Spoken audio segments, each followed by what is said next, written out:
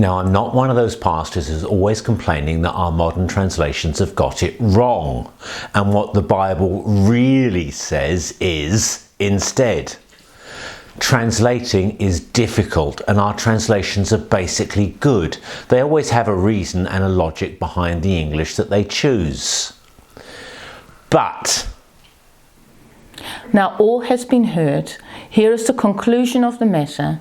Fear God and keep his commandments, for this is the duty of every human being.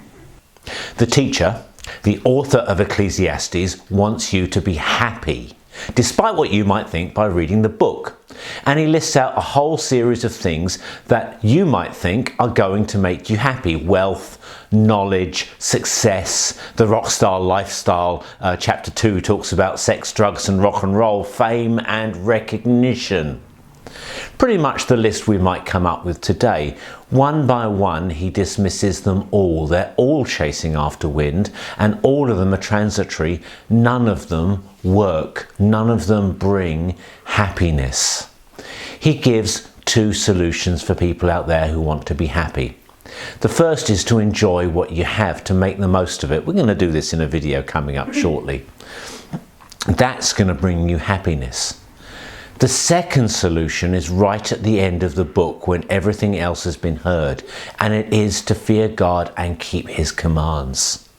Fear here doesn't mean to be afraid of. It doesn't even mean to be in awe of God. It means to organize your life around the existence of God, to live according to what pleases him, to get the God perspective, to keep your eyes on eternity, to keep your eyes on him, his kingdom, and his righteousness. You might want to do that. It might bring happiness into your life. So what's wrong with this verse? Well, it's the word duty. My beloved TNIV has it in italics. And so does the King James Version.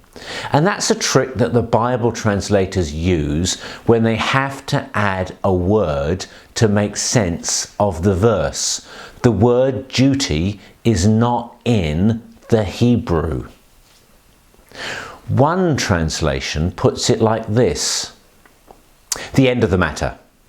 All having been heard, fear God and keep his commands, for this is the whole man. Now that's a really good word-for-word translation, but it doesn't help with meaning. This is the whole man. What on earth is that supposed to mean? One of the commentators suggests we translate it this way: fear God and keep his commands, for that is what it means to be human. It's what we are. It's why we are. It's why we're made. We're made to fear God and to keep his commands. And it's not until you put God in the right place in your life that you become fully human. The search for God is the search to find yourself, to find out who you truly are. G.K. Chesterton talks about a God-shaped hole in all of us. St. Augustine says our souls are restless until they find their rest in you. And Switchfoot says, I found myself when you found me. Now, we have that God-shaped hole in us. The food-shaped hole in us needs to be filled on a regular basis. The air-shaped hole every few seconds. We fill the God-shaped hole in us when we ask Jesus into our lives.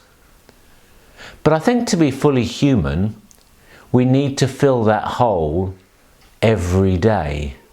To fill that hole with prayer and worship and communion and scripture. Because I think that's what it means to be fully human.